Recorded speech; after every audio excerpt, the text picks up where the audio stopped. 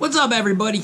Skippy Simon here, and we got another episode of Skippy Simon versus everyone coming at ya. So, what are we going to talk about today? We're going to talk about abortion. Alright? Abortion and sexual education. Yeah. Get ready, strap yourself in. We're going to have a good, wonderful talk about abortion and sex ed and how we need more of it and less Christianity. Here we go. Abortion. Recently, in a number of states, these rights have been taken away from women because of religious folks. They have some bullshit in their head that abortion is wrong, but I also understand that these people don't live in reality. They do not live in reality. They live in their Bibles. That's not reality. That is an outdated book. You need to read something else. Like, maybe, Freakonomics. Have you ever read Freakonomics? This is by Stephen D. Levitt and Stephen J. Dubner. This book is incredible. There is a huge section in here on the pros of abortion. I'm going to read you some right now, okay? Because in here, they talk about a dictator in, where is it? They talk about a dictator in Romania in 1966 named Nicolae Ceausescu. I can't pronounce his last name. It's pathetic. Ceausescu.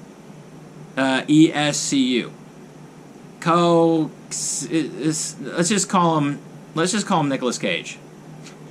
All right, I can't pronounce his last name, so let's just call him Nicolas Cage. So Nicolas Cage became the communist dictator of Romania, and he made abortion illegal. Okay, he made abortion illegal in 1966. After he made abortion illegal, he went on to treat his people in his country like shit. Okay, so for 20 plus years, these people weren't allowed to have abortions. They were having tons of kids because he thought that they would be able to, fortify his army or whatever. But this is all a matter of what goes around comes around in this situation. So what had happened to him was, in 1989, the children that could have been aborted ended up killing him, because he treated his country folk so horribly. He kept them in impoverished conditions while he was living in mansions. He kept them without food while he was eating gourmet meals. He kept them without basic human rights. And that's the problem with power, is power corrupts, and absolute power corrupts absolutely. So what happened was, all those kids that weren't aborted and they came into poor families, they had to turn to crime or they had to turn to whatever to survive, they ended up killing him. Alright? So that's one of the things about abortion that's good, is it keeps the population under control. Alright. Now we're going to talk about, in this book they talk about how crime went down in the 90s and how the experts didn't understand how it happened. So what happened was, Roe versus Wade was passed in the 70s, and then women started having abortions. And with that, the crime rate went down significantly. So there are so many pluses to abortion. And just coming from a male perspective, I am never going to be pregnant. I will never conceive a child. Therefore, I don't believe any man should make any decisions for women about their bodies. It's not up to me with my swinging dick between my legs. It is not up to any man, especially religious ones, They treat women like property.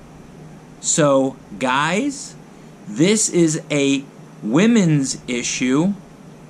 I think women need to decide.